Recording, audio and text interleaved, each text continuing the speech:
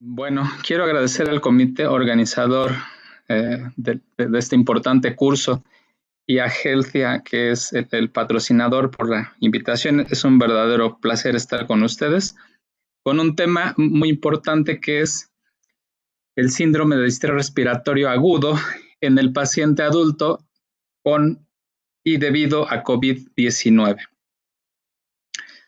Esta es la agenda de los siguientes 50 minutos y no tengo ningún conflicto de interés para esta plática. Vamos a recordar brevemente que las neumonías son una causa frecuente de ingreso a las terapias intensivas y la cual la definimos por una infección aguda del parénquima pulmonar. De acuerdo a su etiología, bueno, pues la dividimos en adquirida en la comunidad, adquirida en el hospital, asociada a la ventilación mecánica o neumonía por aspiración. ¿Cuáles son las complicaciones de la neumonía y qué es el motivo por el que ingresan a las terapias intensivas? Pues es que esta progrese a síndrome de distrés respiratorio agudo, que tenga complicaciones como choque séptico y fallas orgánicas inducidas por la misma infección. Si los pacientes tienen factores de riesgo para neumonías adquiridas en el hospital, entonces iniciamos cobertura contra pseudomonas, Acinetobacter, enterobacterias, Staphylococcus aureus. Si tiene factores de riesgo para una neumonía adquirida en la comunidad, entonces iniciamos cobertura contra Streptococcus pneumoniae, Haemophilus influenzae, Staphylococcus aureus, Legionella, si es necesario contra bacilos gram negativos, y lo que en pacientes inmunocomprometidos sí sospechábamos que pudiera haber una infección por hongos o una infección viral. Sincicial respiratorio, por ejemplo, era raro, pero se podía ver. Y estábamos acostumbrados en épocas de invierno a tratar estos problemas, estas complicaciones por virus de la influenza H1N1. Sin embargo, la enfermedad viral ahora se ha vuelto la principal causa de ingreso a las terapias intensivas por complicaciones de la propia neumonía. Este es el algoritmo que hemos utilizado en las últimas décadas. Todo el paciente que llegue con falla respiratoria aguda severa, pero llegue consciente y cooperador, se podía intentar ventilación no invasiva. Sin embargo, en la evidencia médica, pues esto no mejoraba los resultados, a veces se retrasaba la intubación endotraqueal y actualmente, pues si el paciente tiene distrés respiratorio agudo, moderado o severo, pues tiene que ir a intubación orotraqueal e iniciar una ventilación mecánica protectora. Y es este mismo algoritmo que estamos utilizando en la pandemia actual. Ahora vamos a pasar a lo que es el síndrome de distrés respiratorio agudo. Es una enfermedad que conocemos desde hace más de 50 años y que de manera general definimos como un daño pulmonar agudo, el cual es inflamatorio, difuso, caracterizado por incremento en la permeabilidad vascular y colapso alveolar por edema del mismo. Como no podemos tener histología en todos los casos, y prácticamente la mayoría son en autopsias, entonces se ha optado por que la definición operacional sea clínica. Y las características clínicas típicas es que el paciente tenga hipoxemia, que esta hipoxemia sea aguda y ya sea en la radiografía de tórax o bien en la tomografía se confirmen opacidades bilaterales. ¿Qué tan frecuente era el síndrome de distrés respiratorio agudo en el adulto? Pues ha tenido una incidencia de 10-80 casos por 100,000 habitantes por año.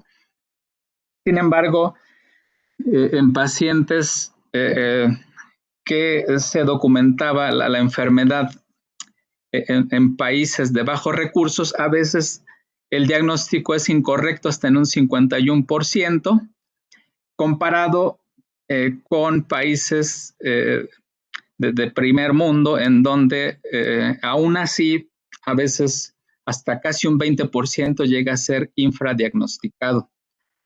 A pesar de los avances tecnológicos y de los avances farmacológicos, la mortalidad sigue siendo alta, alrededor de un 40, entre el 40 y el 50% de mortalidad. Se han intentado asociar algunos factores de riesgo genéticos como mutaciones en el gen que codifica la enzima convertidora de angiotensina, el gen que codifica la interleucina 10, el del gen del factor de necrosis tumoral y el del gen del factor de crecimiento derivado del endotelio.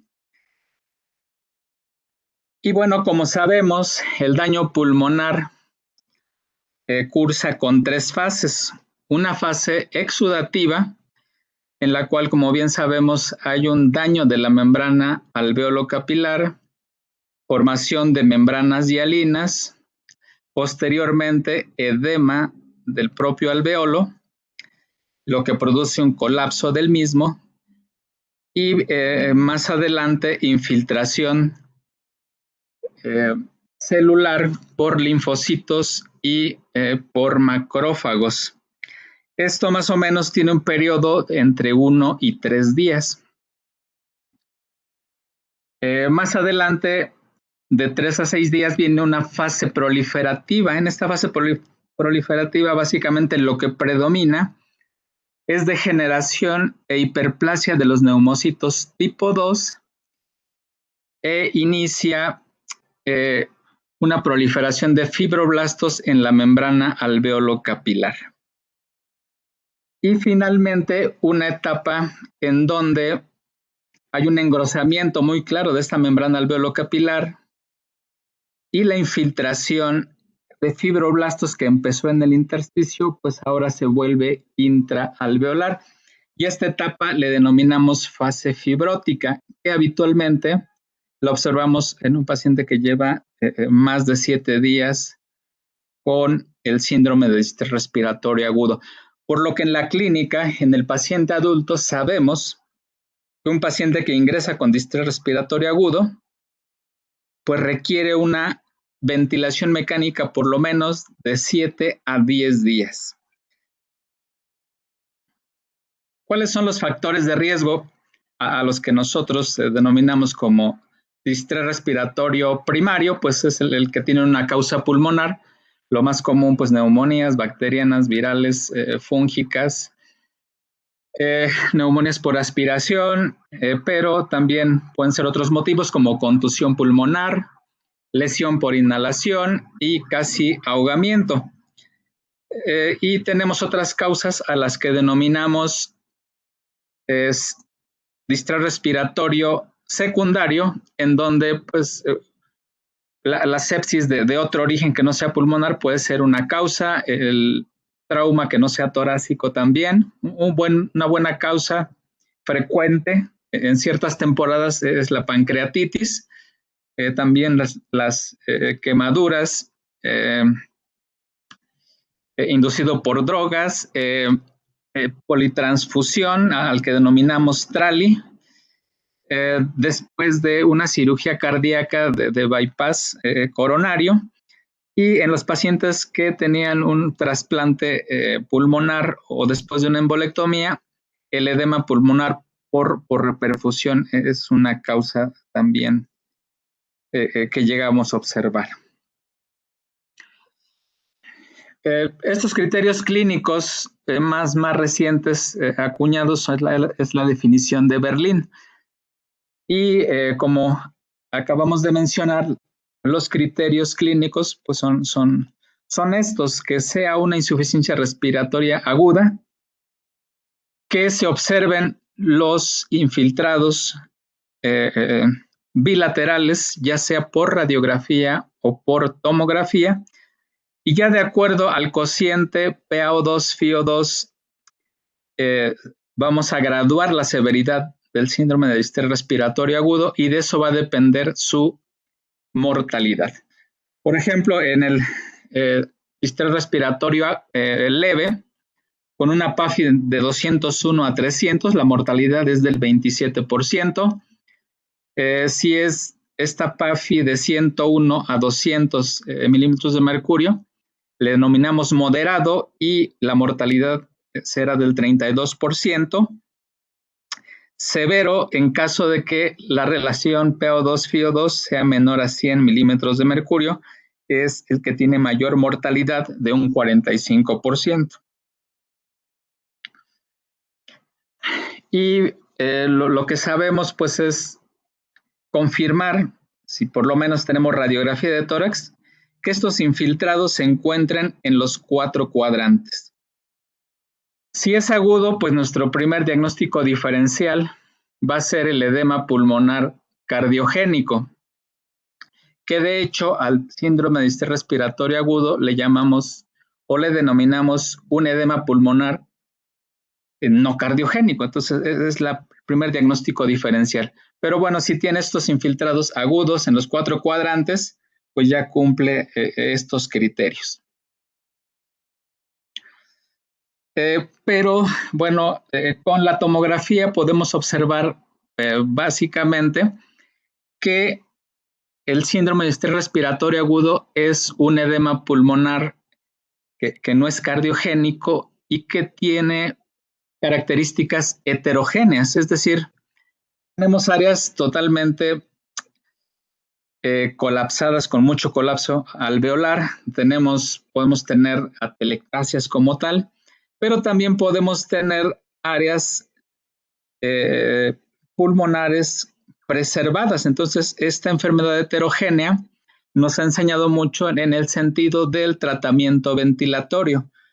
Lo que hemos aprendido es que si nosotros ventilamos con el volumen corriente convencional, que sería de 8 a 10 mililitros por kilo, lo que sucede con estas áreas totalmente colapsadas es que ese volumen se distribuye a las áreas que están sanas o preservadas y va a producir una sobredistensión del mismo, mientras que en las áreas colapsadas las presiones pico y las presiones meseta nos van a inducir lesiones por el ventilador y por otro lado también vamos a tener este problema de volutrauma por sobredistensión de las áreas preservadas.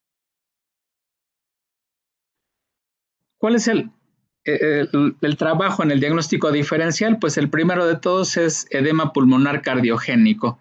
En la práctica clínica, pues como sabemos, si un paciente llega con hipoxemia aguda, infiltrados en los 4 cuadrantes, datos francos de congestión pulmonar y al otro día el paciente mejora muchísimo con diurético o bien ultrafiltración en caso necesario, pues esa no era una verdadera causa de síndrome de distrés respiratorio agudo, era más bien edema pulmonar cardiogénico.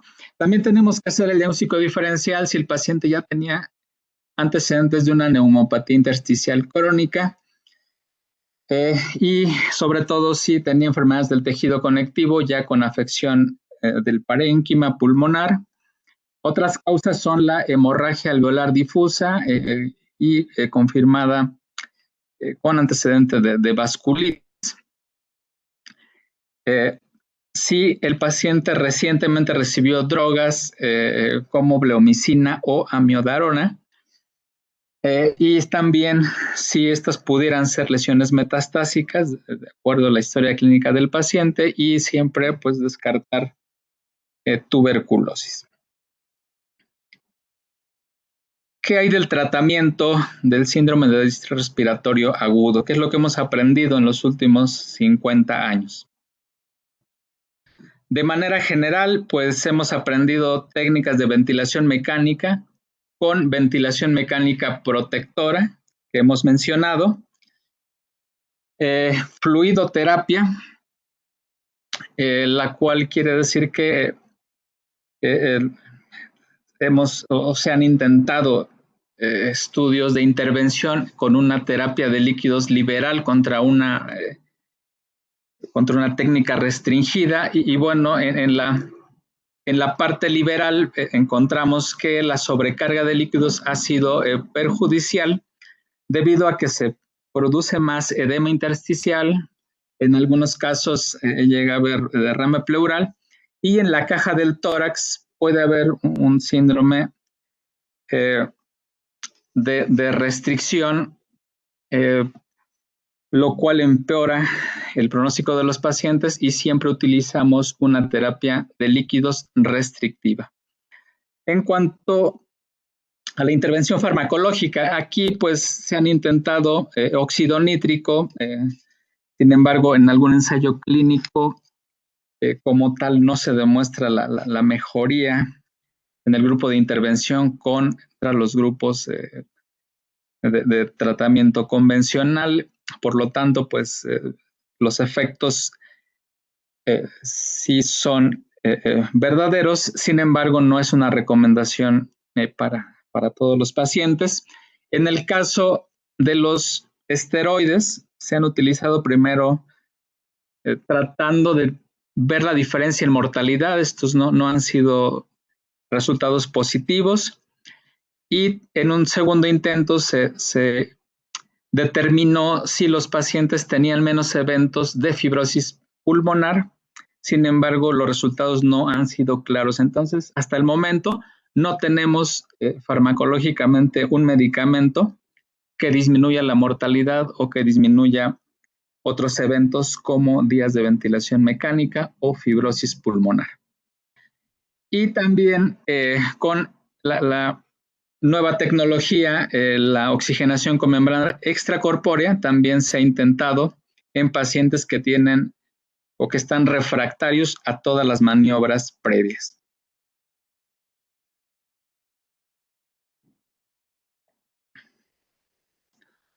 Y bueno, los ensayos clínicos con óxido nítrico no han sido resultados positivos, ni en mortalidad, ni en otros eventos relevantes en la terapia intensiva. También por ahí en el 2013 se publicaron los resultados de ventilación de alta frecuencia, donde podíamos tener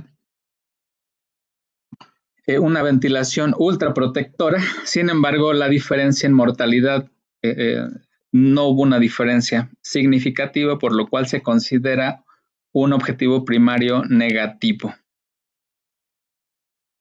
Y lo que sí hemos aprendido, antes del año 2000, pues ya se veían los resultados del doctor Marcelo Amato, en donde al comparar la ventilación mecánica convencional de 8 a 10 mililitros por kilo, y veíamos esto que comentábamos en la diapositiva previa, que estos volúmenes altos producían en las áreas muy colapsadas incremento de las presiones pico y meseta y producían o podían producir barotrauma, mientras que la desviación del flujo a áreas preservadas producía otro daño inducido por el ventilador, que era el volutrauma.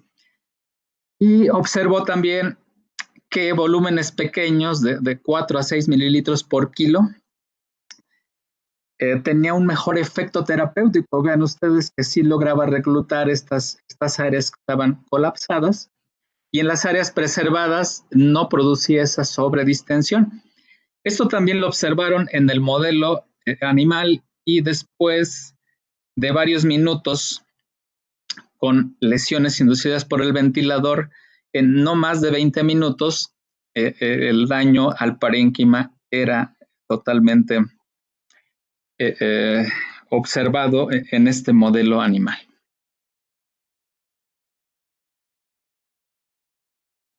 Posteriormente, pues se llevó a la clínica con este ensayo clínico de intervención con 555 pacientes, publicado en el año 2000, en donde se comparó el tener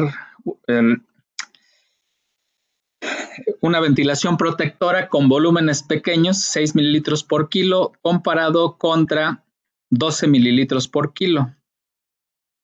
Con una presión plató en el grupo de intervención que no fuera mayor a 30 centímetros de agua, mientras que en el de volúmenes convencionales, pues las presiones plato podían llegar hasta 50. Para lograr esto, se tenían que utilizar frecuencias respiratorias altas y vean ustedes que podían ir hasta 35 respiraciones por minuto y se podía graduar la PIP, de acuerdo a la PIP, se podía graduar la FiO2. Es decir, la PIP que fuera necesaria para lograr el reclutamiento en estos pacientes con síndrome de distrés respiratorio agudo, pero en el brazo de volumen corriente bajo teníamos que tener estas metas y en el otro era de alguna manera liberal. Este ensayo clínico fue un ensayo clínico positivo para el objetivo primario. Ven ustedes que la proporción de muertes en el grupo de ventilación mecánica protectora fue de 31% contra 39.8 en el grupo liberal, con una P estadísticamente significativa. Entonces, estas observaciones en pocos casos, luego en el modelo animal y luego en la clínica, fueron validados perfectamente y la menor frecuencia de mortalidad es por eso que nosotros actualmente, pues es una de las recomendaciones que seguimos en todos los pacientes que tienen síndrome de distrés respiratorio agudo. Es nuestra primera maniobra, tener al paciente con ventilación mecánica protectora.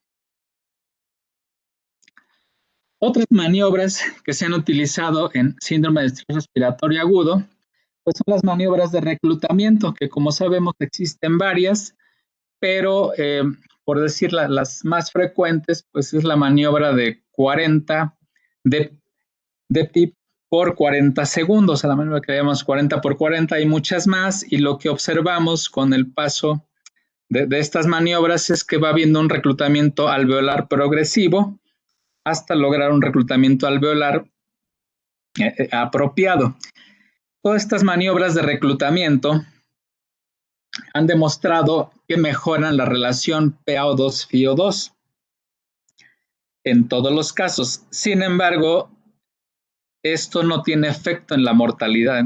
Sin embargo, pues en pacientes que a pesar de la terapia inicial no mejoran, en algunos casos podemos utilizar estas maniobras de reclutamiento alveolar.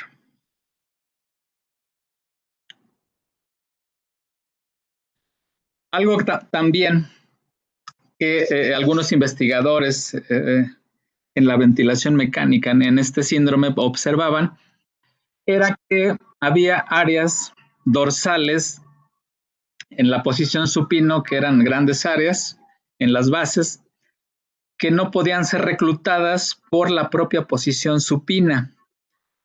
Y la teoría de que si nosotros utilizábamos el prono, el precursor de esto pues fue el doctor Luciano Gattinoni en Italia. Si nosotros utilizábamos la posición prono, estas áreas que no se podían reclutar,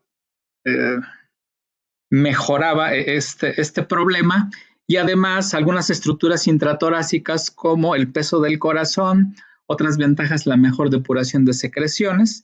Esta teoría práctica fue llevado a la investigación clínica y en un primer intento la posición prono, en el 2011 se publicaron los resultados de utilizar el prono en pacientes con síndrome de distrés respiratorio agudo. Se utilizaba más de 48 horas de que el paciente llegó al hospital. Se llamaba o le denominamos prono tardío. En este estudio no hubo diferencias significativas. Sin embargo, en el siguiente estudio publicado en el 2013 de posición prono en síndrome de distrés respiratorio agudo severo, aquí la intervención era posición prono, pero que fuera de manera temprana. Es decir,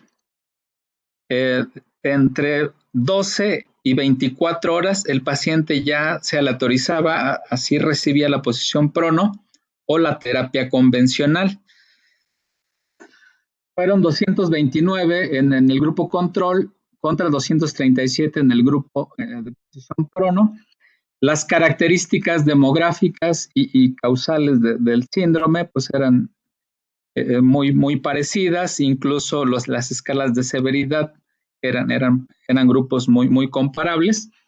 El objetivo primario fue determinar la supervivencia a los 90 días y bueno, vemos que en el grupo de intervención, que fue el grupo de prono, la proporción de muertes fue de 23.6% contra el grupo de tratamiento convencional, donde existió 41% de muertes,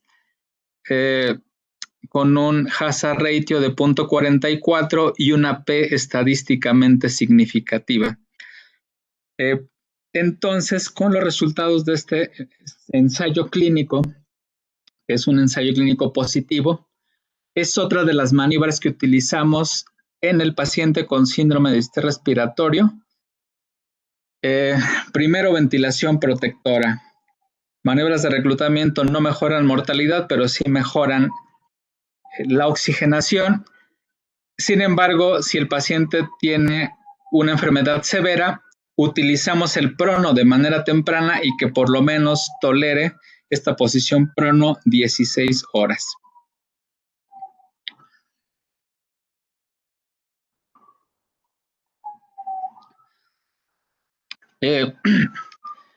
Posteriormente, otra duda que había en la ventilación mecánica era determinar qué era más benéfico. El volumen corriente bajo, las presiones plató bajas o no utilizar tanta PIP. Y esta relación entre el gradiente de presiones que nos estimaba si esta relación de volumen corriente y distensibilidad estática era apropiada, al que denominamos driving pressure, que lo obtenemos restando la presión plató menos la PIP. En un análisis de más de 3,000 pacientes y con al menos evaluación de 3 modelos diferentes, se observó que esta driving pressure menor a 15 tenía un efecto protector en los pacientes de mortalidad, mientras que a mayor gradiente, a mayor driving pressure, más de 15, la mortalidad iba subiendo proporcionalmente, por lo que es una tercera maniobra que utilizamos en el paciente con síndrome de distrés respiratorio agudo. Ventilación mecánica protectora, en caso necesario que sea severo, pues posición prono temprano, y tenemos a nuestro paciente con un driving pressure menor a 15. Sin embargo, ha habido pacientes que son refractarios a todas las maniobras previas y con el advenimiento de nuevas tecnologías como la oxigenación con membrana extracorpórea, como sabemos, el ECMO, pues existe el ECMO veno-venoso, en donde el paciente básicamente su daño es pulmonar y podemos someterlo a este tratamiento. Y además tenemos la ventaja de que podemos llevarlo a medidas de ultraprotección pulmonar con presiones muy bajitas en la vía aérea, prácticamente solo ventilarlo, mientras que el oxigenador es el que nos va a dar el apoyo de difusión de oxígeno. Existe el otro ECMO, que es el ECMO venoarterial, que básicamente es el oxigenador, pero también tiene una bomba de circulación extracorpórea, se lo utilizamos más en cirugía cardíaca.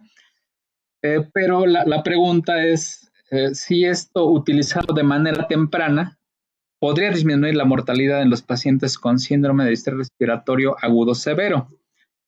Y en el 2018 salieron los resultados de la utilización de ECMO en síndrome de distrés respiratorio agudo severo, utilizando el ECMO en 124 pacientes contra un grupo de ventilación mecánica y las maniobras que ya veníamos utilizando, como comentamos, ventilación protectora, prono, driving pressure, en 125 pacientes. Aquí vale la pena mencionar que fue un estudio en donde se tenía que tener un cruzamiento entre grupos, es decir, si el paciente del grupo de terapia convencional no tenía o estaba refractario a las maniobras, pues se tenía que pasar al otro grupo porque era lo que está descrito como una terapia de rescate. Ven ustedes que el grupo de intervención, las características demográficas, características de la ventilación mecánica y de otros tratamientos concomitantes, pues era muy similar el grupo de intervención contra el grupo control. Y también fue utilizarlo, la maniobra fue utilizar el ECMO veno-venoso de manera temprana y el objetivo primario era determinar la supervivencia a los 60 días. Ven ustedes que la mortalidad fue de 35% en el grupo de intervención y de 46% en el grupo de tratamiento convencional. Una razón de riesgos de 0.76, sin embargo, con una P solamente con tendencia a la significancia. Las conclusiones de los autores pues fue que pudo haber problemas en el crossover, en el cambio de un grupo con otro. Sin embargo, está aceptado que en los pacientes que tengan refractariedad a la terapia convencional, que es la que venimos comentando en las diapositivas previas, estos pacientes pueden ir a una terapia de rescate con ECMO veno-venoso.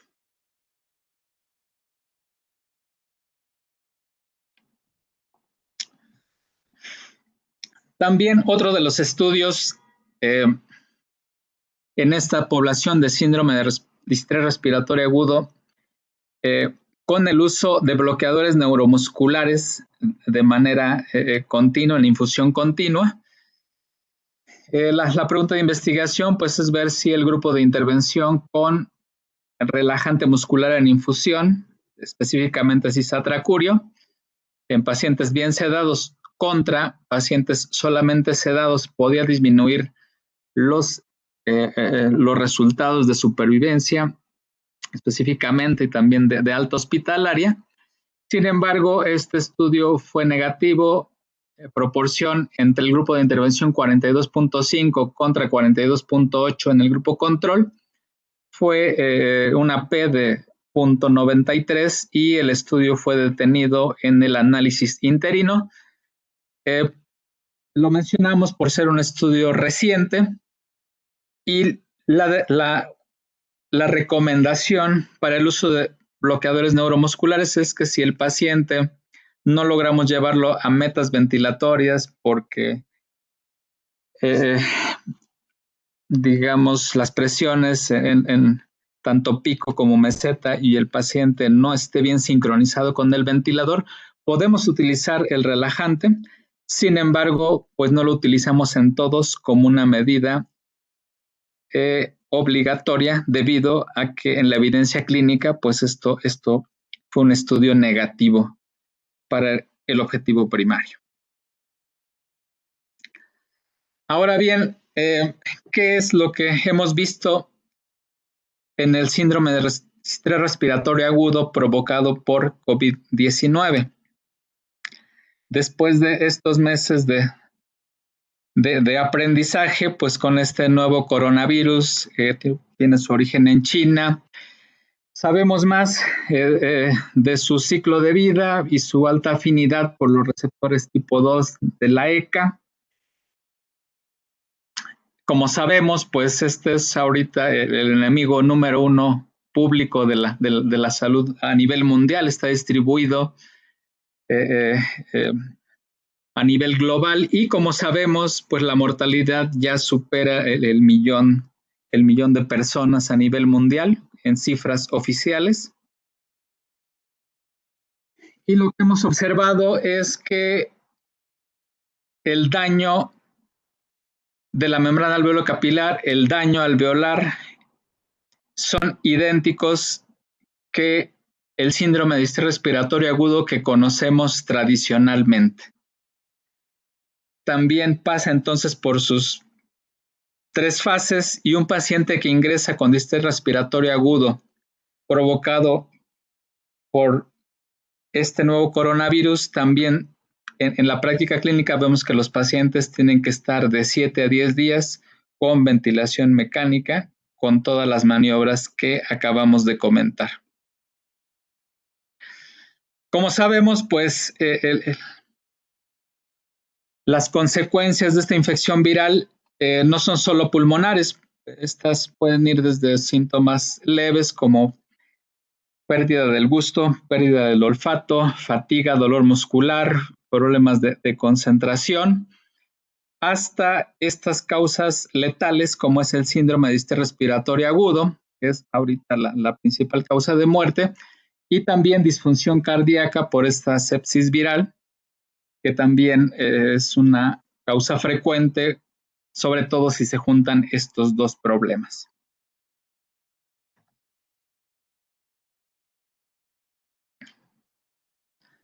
Para poner en contexto qué tan grave es el síndrome de distrés respiratorio agudo provocado por el nuevo coronavirus, bueno, pues aquí está el reporte de Lombardía, publicado en julio de 2020, en pacientes exclusivamente ingresados a la terapia intensiva. Fueron casi 4,000 pacientes y la mortalidad fue de casi la mitad, de 48.7%.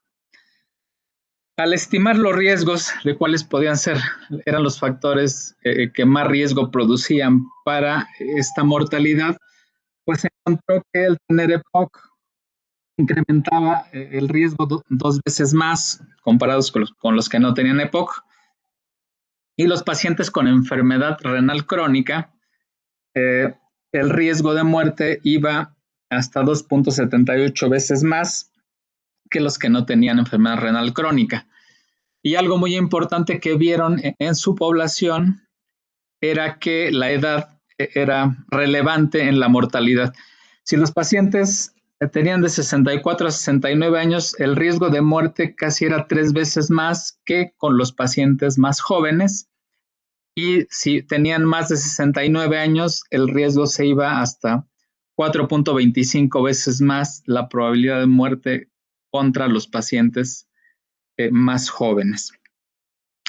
Entonces, en estos meses de experiencia en las terapias intensivas, lo que nosotros hemos encontrado es que esta mortalidad que veíamos en el síndrome de distrés respiratorio agudo convencional y que conocíamos perfectamente cuántos días se requiere de ventilación mecánica, qué complicaciones había en esos días, en esos 7 a 10 días, y la alta mortalidad que también conocíamos, pues con esta nueva enfermedad o esta nueva etiología, pero al parecer con la misma daño alveolar difuso, la mortalidad pues también es alrededor del 50%.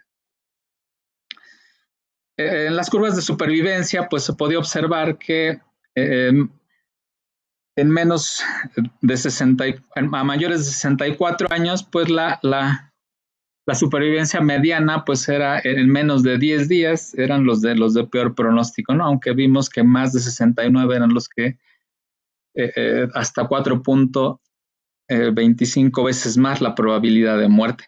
Y también a mayor fracción de oxígeno utilizado, esto puede ir implícito en la fisiopatología de la enfermedad, era otro de los factores que estaba asociado.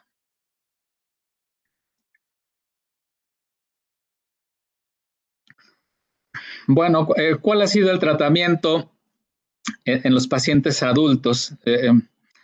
Como sabemos, el reporte de este artículo original, que fue el uso compasivo de remdesivir en pacientes con COVID-19 severo, fue un estudio de corte de tratamiento compasivo, utilizando remdesivir intravenoso el primer día, 200 miligramos, y 100 miligramos los siguientes 10 días. Aquí ven ustedes que 34 pacientes tuvieron distrés respiratorio agudo y requirieron ventilación mecánica, mientras que 19 pacientes requirieron solamente oxígeno suplementario. Las características eran similares. Las comorbilidades más frecuentes fueron hipertensión, diabetes, hiperlipidemia y asma. Y lo que se pudo observar en este estudio, pues que no fue aleatorizado, no es un ensayo clínico, solamente fue de manera global una mejoría en 36 de los 53 pacientes tratados, que fue el 68%. Lo relevante de este estudio es que se encontró que en los pacientes que no utilizaron oxígeno, que nada más fueron 2, la mejoría fue del 100%. En los que utilizaron oxígeno menos de 5 litros, que fueron 10, los cuales el 100% tuvo mejoría. En los que utilizaron ventilación mecánica no invasiva, aquí la mejoría ya no fue tanta, fue poco más del 70%. Sin embargo, en los pacientes que tuvieron este daño respiratorio severo y que requirieron ventilación mecánica invasiva, pues aquí la probabilidad de mejoría pues era ya apenas cercana al 50%. De tal manera que lo que se concluye con la terapia antiviral pues es que se debe utilizar de manera temprana en la fase viral. Si nosotros aplicamos el remdesivir en un paciente que lleva ya varios días enfermo, probablemente estos efectos en el tratamiento tengan poca utilidad. Y el problema pues es también la accesibilidad del remdesivir intravenoso en México.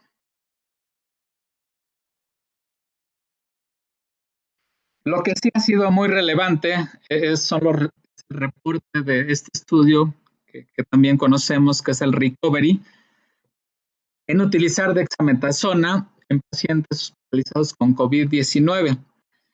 Fueron 6,000 pacientes, 2,000 al grupo de tratamiento y más de 4,000 al de tratamiento convencional.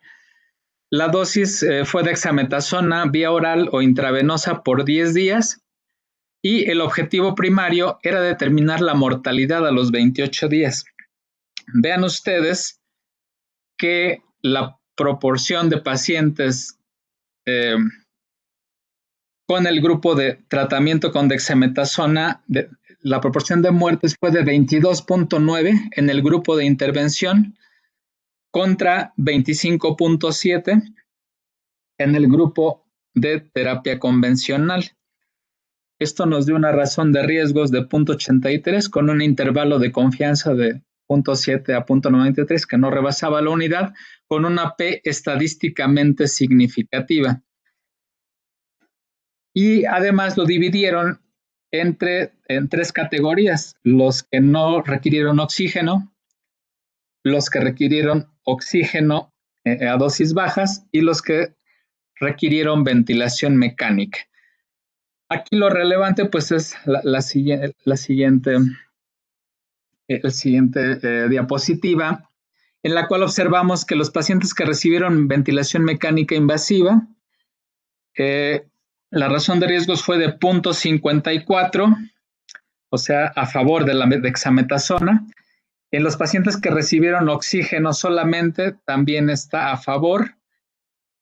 En los que no requirieron oxígeno, pues ahí es casi la unidad, no hay mejoría.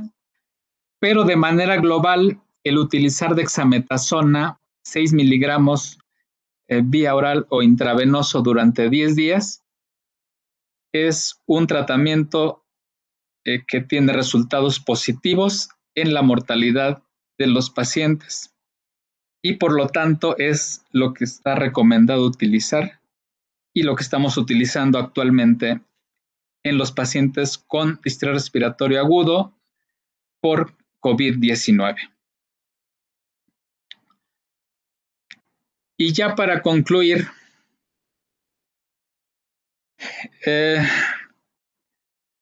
las complicaciones de las neumonías severas y los motivos de ingreso a la terapia intensiva, estamos acostumbrados a recibir pacientes que desarrollen síndrome de estrés respiratorio agudo, también choque séptico y fallas orgánicas debidas a la etiología bacteriana o viral. Y este síndrome de estrés respiratorio agudo, estamos acostumbrados en las terapias intensivas que tiene una alta mortalidad. De primera instancia sabemos que va a estar varios días intubado, que seguramente va a requerir posición prono, va a requerir sedación alta y seguramente relajantes musculares. Cuando despierta, pues despierta muy débil, no se puede progresar tan rápido y en el camino puede adquirir, y es muy frecuente que adquieran neumonías asociadas a la ventilación mecánica. Entonces, esto lo veíamos, sin embargo, apenas representaban el 10% de los pacientes en las terapias intensivas. Esto cambió ahora con el síndrome de estrés respiratorio agudo producido por COVID-19.